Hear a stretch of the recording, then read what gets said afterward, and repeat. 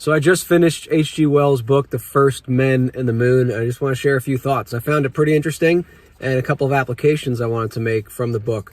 So I've been a fan of H.G. Wells for a long time. I remember in 6th grade reading The War of the Worlds, sitting in the back of the classroom, and I would do that quite often. I didn't really do my schoolwork. If I could get out of doing my schoolwork, I would, and I'd either sleep in class or read, whether H.G. Wells, War of the Worlds, The Time Machine, Lord of the Rings, or more likely, probably magazines about baseball. But that's another story. So H.G. Wells is well known for his science fiction works, and I did want to make a comment on the science fiction genre, previously perhaps known as the science romance genre.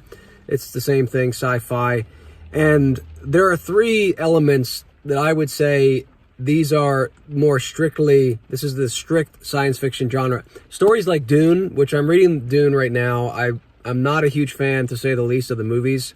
I don't think they were well executed. And I'll probably do a full episode on the Lancaster Patriots Patreon.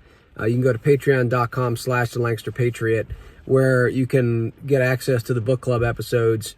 That's where I go in depth. This is just my personal channel here. I'm just sharing a few brief thoughts, but I encourage you to check out the Lancaster Patriot on Patreon for the book club, or just go to the Lancaster Patriot YouTube channel. You can find some other content, although you won't have access to the book club. But anyway, Dune, Star Wars, those aren't really, I wouldn't really consider those sci-fi. I would consider them more fantasy type thing, because with sci-fi, there are 3 things I would just briefly identify, and especially the final 2. The first one, so 3 elements to the sci-fi genre. Number 1, some sort of journey, sometimes through time. Doesn't have to be through time. Obviously, the Time Machine is time travel. Jurassic Park, which I would classify as sci-fi, is kind of time travel in the sense that the creatures from the past are coming to the present. But it doesn't have to be involved time, but it's usually a journey or an adventure of some sort. But then the next one, this is really essential to the sci-fi genre, and that is that there has to be elements of science, namely technology or evolutionary progress or theories of progress that are central to the story, right? So think of like the Island of Dr. Moreau, which we will be doing a deep dive on that over on Patreon, Lancaster Patriot, Patreon's page. But think of the Island of Dr. Moreau. There's this theory of the advance of animals, and there's also this technology involved that Dr. Moreau uses, and so that's central to the story. So you have to have some sort of technology, some sort of advancement, and it can be coming from outside or it can be from within. So that's the second part. And then the third element is a critique of the culture or the politics of the day.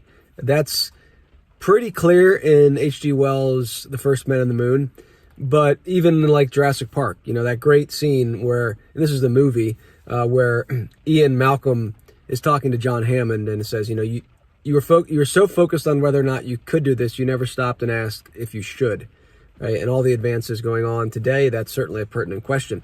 So anyway, the story, The First Men in the Moon, I'll try to keep this quick. I think my camera is going to run out of space here in a few minutes.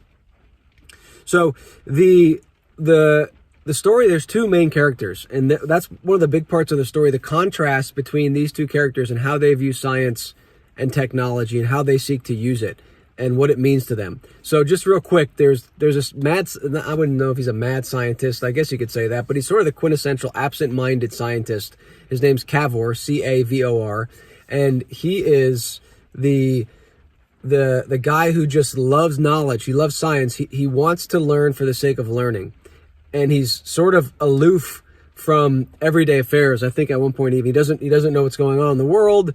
He just wants to learn about scientific knowledge. And then the other character is sort of the opposite. His name's Bedford, and he's the prosaic one, the practical one. And these guys come together, and so there's this tension and this contrasting between the 2 throughout the story. But Cavor ends up discovering the substance or creating it called Cavorite, names it after himself. I don't know if Bedford did that or he did. Probably Bedford if I had to guess, but I'm not sure. I don't remember. But it's a substance that basically counteracts gravity or nullifies the force of gravity. And so he creates this sphere, and by controlling the shutters and different things with the mass of gravity of what body they're near, he's able to basically travel through the air and ultimately into space. And so he's like, all right, we're going to the moon. And Bedford's like, well, we can make a lot of money off this. why don't we just stay on Earth and fly it around and use this and sell it and make a bunch of money? And Cavor's like, I'm not interested in making money. I want to push the bounds of knowledge and learn more.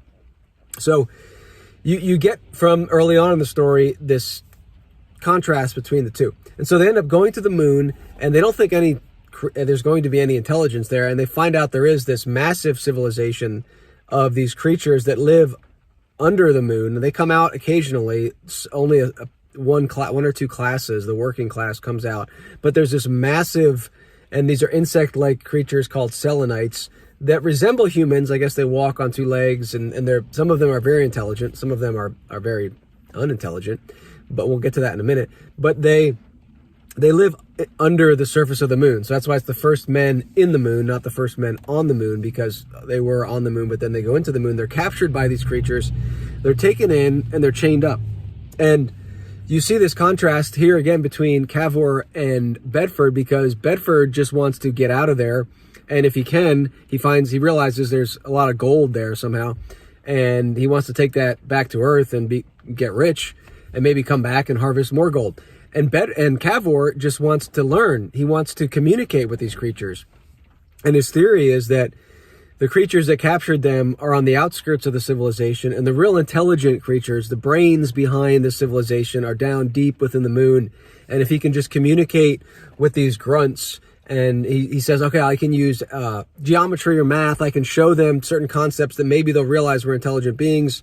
And Bedford's like, I don't care. If I can get out of here, I'm going to. And what ends up happening is the selenites are very weak and flimsy creatures because the gravity on the moon is much less than on Earth. So they're very light, very flimsy. The mass of the men, and especially Bedford, who's much more athletic and energetic, and he realizes he can just overpower these creatures. So he just goes on this this rampage of slaughtering these selenites in order to escape. And even though he's vastly outnumbered, they have never really known war, which will come up later. And so Bedford's just able to terrify these guys and just destroy them because they're very flimsy, they're very light, they're very easily overcome, and they don't really know war. So Bedford's able to just mow through these guys, and Cavor just follows him, kind of remonstrating the whole time, like, what are you doing? Why are you killing all these guys? You're ruining my chance. You're ruining our chance. We're the first people that maybe ever will get to the moon, will ever have the opportunity for this type of knowledge, and you're just blowing it all away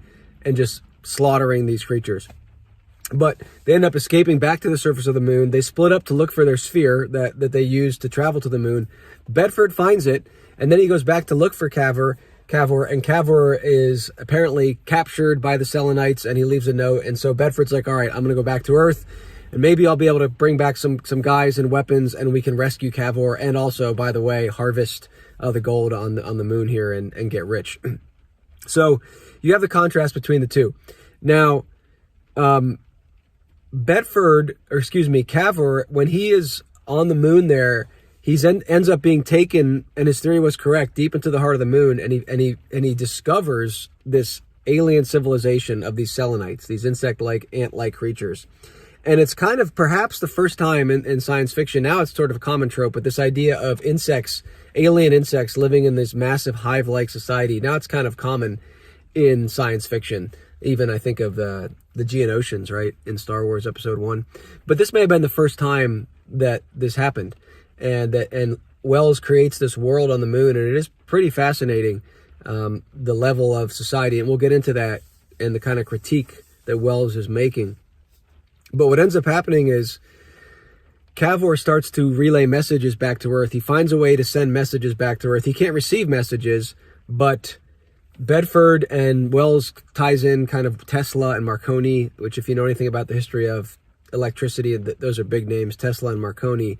And Wells ties them into the story just loosely. But people end up, there's some Dutch guy, I think, or Italian, that ends up receiving these messages, and Bedford's able to connect with him, and they're able to read some of these messages that Cavor sends. And that really is actually the most interesting part of the book, is the last several chapters where you're reading the account from Cavor of this alien civilization. And this is where the critique on the culture or the politics of Wells' day, the day of H.G. Wells, becomes very, very clear.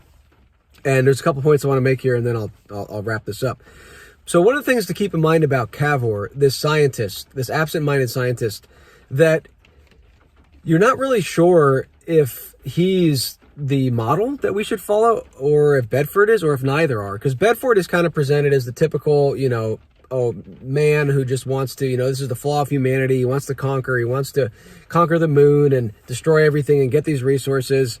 And he's presented as somewhat callous. I mean, he's just a calculating, practical guy, but there's kind of a level of where you at one point when he comes back to Earth, when Bedford makes it back to Earth, there's a young boy who finds the sphere after Bedford gets out of the sphere, crashes in the ocean, and it washes ashore, and it's in England again, and that's where the story starts and ends for, Bedford actually then goes to the continent, but that's besides the point. So there's this boy that gets into the sphere and apparently goes into outer space to be lost forever and to die a cold, dark death in outer space. And Bedford is just not really that concerned. His only concern is, I'm in the clear. There's no way this is going to be tied back to me. And I need to figure out, what I can do to be successful in my life. And it's just, so he's kind of callous, right? And he's presented as that way towards these insect-like creatures. But at the same time, Cavor has his own callousness, because early on in the story, when they're still on Earth, they're trying to build this machine, and Cavor's house explodes. And Bedford and Cavor are not in the house at the time, so they survive. But they both think that the servants of Cavor are still in there, and they think they're all dead. And Cavor is kind of like, that was a loss that we, for the sake of science and knowledge, and we'll honor that loss by, making this ship, this sphere, and we'll get to the moon. And, Bedford's kind of like a little shocked by that, if I remember correctly, but the reader's meant to be. That Cavor is just kind of, he's so focused on scientific knowledge that he's willing to sacrifice others, and ultimately he's willing to sacrifice himself, which we'll see. And so his great strength of this scientific knowledge and love for it is actually his flaw, and that could be a critique as well. But I won't spend too much time on that. We'll come back to that in a second. So there's also a lot more that I'm not going to get into now in the tension between Bedford and Cavor, and even in the narration of the story. Like, Bedford's narrating the story. And Bedford, he was a failed businessman who wanted to write a play, and that wasn't really working out. And then he comes across Cavor, and he's like, this guy's onto something brilliant. We can make a lot of money with this. We can be very profitable. And Cavor doesn't care about any of that, but he has a companion here who will travel with him. And so Bedford doesn't really want to go to the moon. Cavor's all for it. They end up going. And so there's a contrast between these two characters that comes up again and again throughout the story. So the main thing, though, I want to talk about is this alien society that Wells describes, that Cavor is, in the story, Cavor is messaging back to Earth about the society. And it is as Cavor predicted. If you go deeper down into the society, you have different types of Selenites who are the intellectuals. And it's somewhat of a dystopian society, but in the moon. And in some ways, you could tie it back to, it reminded me in one aspect of The Giver, where these people are assigned their roles when they graduate or whatever. And in the First Men in the Moon, the intellectuals of the society, really the rulers, and we'll talk about, what is the role of the civil magistrate. I'll talk about that briefly. But the ruling class basically crafts and shapes these creatures, not just mentally, but physically from their youth, in order to fulfill a certain role. So Wells draws the analogy to an ant colony where you have 3, 4, 5 different types of ants. So you have the workers, the soldier ants, I think of those one ants that their head is flat, they like block the entrance. You have the ants that work, the nursery ants, if you will, all these different ones, the ones that care for the queen. But he said in the moon, there's hundreds and hundreds and hundreds of different types of Selenites, all fulfilling a very specific role.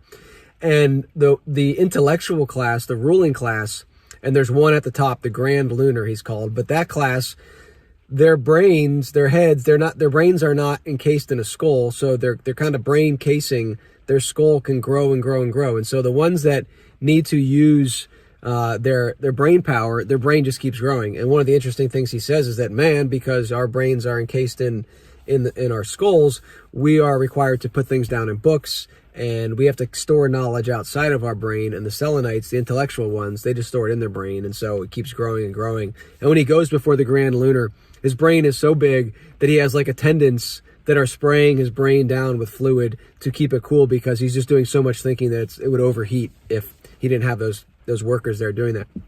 But the society under the moon, it's extremely structured and stratified, but there's really no conflict. And this is, so in one sense, it's kind of like a utopia. It's that there's no conflict, there's no war, there's no hunger, there's no unemployment. I mean, to the degree that what they do, and this kind of struck Cavor and it shocked him, that there's, at one point he's in some field under the moon where they harvest some sort of plant or something. And the Selenites that are working the field are just unconscious, face down in the field. And he's like, what's going on here? He asks one of the intellectual Selenites with him. And he says, well, we don't need them to work right now. So we've drugged them so they sleep. When we need them to work, we'll wake them up again. There's no point in them exerting energy if we don't need them. If the common good, if the society doesn't need them right now, let's just have them sleep. And Cavor's shocked by that, but then it's almost like Wells is kind of presenting this society as a good thing, because Cavor then questions, he's kind of shocked because it's new to him, but then he questions, well, this is actually better than what we do on Earth when we lay people off. So if we don't have employment for them, we lay them off. And now they have to continue to exist and eat and burn energy, and they don't have jobs. Now here on the moon, if we don't need you to work, we just knock you unconscious, put you in a coma, and then we'll wake you up again. And it's almost presented as a good thing. And so there's such a difference in roles that some of the Selenites, the ones that are just focused on working, their heads are like super tiny. And the ones that are intellectual, their brains are big, but their bodies are small and they're very weak. And so everybody's fulfilling a role, and no one is really questioning whether or not they should be doing something else. And it gets down to it's controlled to the point that at one point, another thing that shocks Cavor is that he goes into a room where they're raising these young Selenites, and they have them in these jars where like their arms are sticking out, and they're like shaping them to do exactly the function they want them to do. And he's shocked by that as well. But then again, he says, and I think Wells is trying to use Cavor as kind of our eyes there, that we would be shocked. But then he says, well, is this much worse than what we do on Earth, where we raise a child up and then tell him, okay, he has to do this? And I think your thought's supposed to be, well, maybe this is not so bad. Maybe this would be good if the society was structured like this. So Cavor finally gets before the Grand Lunar, the head honcho, the main intellectual of the society, the one with the huge brain that's being doused with liquid and cooled down. And this is where, a couple points to make. One, this is where Cavor's love for science and knowledge becomes his undoing, his demise. Because he's so focused on getting knowledge and attaining knowledge, and so he also wants to share it. He shares everything with the Grand Lunar. And there's a passage in Proverbs that came to mind as I was thinking about the story, and that is, if I can get to it here, Proverbs 29:11. A fool uttereth all his mind, but a wise man keepeth it in till afterwards. And so Cavor does not keep anything in. He tells the Grand Lunar everything about Earth. He tells him about human society and wars and the factions. And the Grand Lunar is shocked in his own right. He's shocked because on Earth, there's not this top-down control. And I read one reviewer who said that it's definitely Wells's view there coming through the Grand Lunar when the Lunar speaks, when he criticizes man's lack of global authority. And that was apparently Wells wanted this strong central control. And it goes to the idea of what is the role of the civil magistrate, right? And we have people today saying the same thing, that the magistrate's job is to order our affairs for the common good. And that's literally what was happening in this alien society. That you had the intellectuals at the top, and there are some today that will say, well, the magistrates, they're the ones that have the knowledge and have the ability to know how to manage things, and the hoi polloi, they don't understand. And that's what Wells describes in The Moon, and he almost describes it as a good thing. That you have the intellectuals at the top who are reconciling diverse interests and figuring out what's for the best common, what's for the common good, what will lead to the flourishing of our people, and they're making these decisions. And the other people, the hoi polloi, they're subject to this ruling class. And so I think that's very important, because biblically, the role of civil magistrate is to punish evildoers. And the solution to the diverse interests and a lot of problems we have can be solved by people coming together and wrestling with ideas. And if there's wrong, if there's evil, then the magistrate can be involved in punishing that. But this is kind of the age-old thing and we see it again and again in every generation, that we see the failure of man, and Cavor shares that with the Grand Lunar, the failure of man. There's wars and we fight, and the Grand Lunar's like shocked. He's like, you have all these resources. You haven't even searched out the inside of the earth yet, and yet you're fighting with one another and killing one another for food, for resources. And so the Grand Lunar is shocked. And so it's true that man has failed in many ways to create the society, a just and righteous society. But what happens is people say, well, the way that we can get there, and I think this was Wells' view, the way we can get there is if we can get these intellectuals at the top who will control everything. I mean, it's kind of the idea behind maybe some sort of socialistic, fascist mix, right? Where we can get the people at the top who will control things, and they will order society for our good. And so I understand that's a natural reaction to be like, well, things aren't working out, let's try this. But the thing we haven't tried in human history, and Wells is not going to bring it up in his book, what we've done a very poor job of doing is going back to God's law and saying, okay, the reason we have such injustice and scarcity or lack of production is because of God's curse upon us for our sin. Instead, we say, well, the way we can get around this is by getting the intellectuals in charge up top, and they will manage society. And so Wells presents a situation where that works. Like, there is no war in the moon. There's no class struggle. There's no violence. The only violence there is that which is brought by men. But there's one twist here at the end. And again, if I didn't say earlier, I don't think I did. Obviously, spoilers here. But at the end, there's this twist where Cavor's love for knowledge and science becomes his undoing. And so he's just spilling the beans to the Grand Lunar, telling him all about man and how violent he is and how much there's conflict on Earth and we fight with one another for resources. And the Grand Lunar's shocked. And so that interaction ends, and the Grand Lunar's thinking, probably maybe talking with his other intellectual leaders. And we find out that the Selenites, the leadership, the intellectual elites say, you know what? There's one danger here. If man gets here, man will wipe us out. Based on what Cavor said, man's going to destroy us if he ever gets here. And there's one man who knows how to create the technology to get man here, and that's Cavor. And so they find out that Cavor's been transmitting to Earth. And so they have to at least destroy that equipment, or perhaps even kill Cavor. And you're kind of left that's ambiguous, but I think you're leaning towards the fact that they kill Cavor, because it's kind of like this is just calculated, cool, intellectual thinking. There's not passion and emotions. You don't really see that. And again, it reminds me of these dystopian tales, The Giver, maybe Brave New World, where society is it's all just based on efficiency. And so you get the idea that these intellectual Selenites are like, well, in order for our people to prosper or to continue to exist, we have no option but to kill Cavor. Because even if we destroy the equipment, he might find another way to transmit. So we have to execute this guy. And so the final scene is sort of Cavor transmitting to Earth, and we're getting this from the Earth perspective. So we're getting these messages where he's starting to share that he thinks something's wrong, and then he gets taken away and he runs back to the equipment and he tries to at the last minute say, here's how you create Cavorite. It's a last plea. He's trying to get the knowledge to Earth so that people can come rescue him, because he finally realizes his life is in danger. And that is kind of the critique against his position. Whereas Bedford, he always assumed he was in danger, right? He's used to the conflict on Earth. He's not this absent-minded guy. He's a practical guy. And he always knew there's a danger here. These Selenites will kill us. And Cavor was kind of right that initially, if we're just peaceful with them, they're not going to harm us. But then in the end, it ended up being that they were hostile against man, because once they realized that if man came to the moon, it would destroy their society.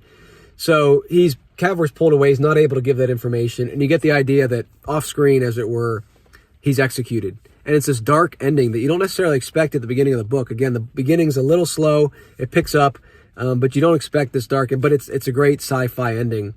And so there's so much there to consider. But I thought the piece about the society was very important. And you see this reoccurring again and again throughout even just our short history in America, past 300 years. And you see it today with people saying, we need the intellectual elites, the civil magistrate. We need a prince there who will order society for the common good. And that's kind of the utopian vision that we see, not just in H.G. Wells' book, The First Men on the Moon, but in a lot of other stories. And I think there's a natural draw to that. Wells was drawn to it. He said, look at society, look at what it's become. the only way we solve this is if we put everybody in their place. We get rid of freedom. And I've always said freedom is not the highest standard, but it is an important value and a good Christian value. But you can only have freedom if you have justice in society.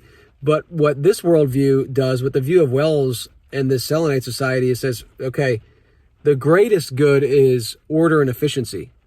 And if we have to commit injustice for that, if we have to eliminate freedoms for that, so be it, because that's the highest good.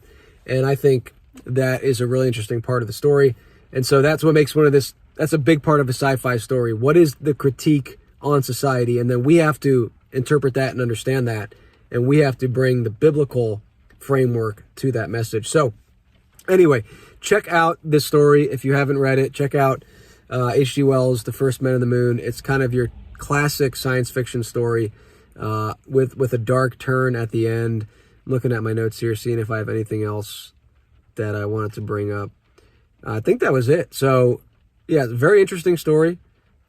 Very right within the sci-fi genre. So check out H.G. Wells' The First Men in the Moon. Again, check out my other channel, The Lancaster Patriot, if you'd like some other commentary, more specifically on issues of civil society as it relates to the Bible.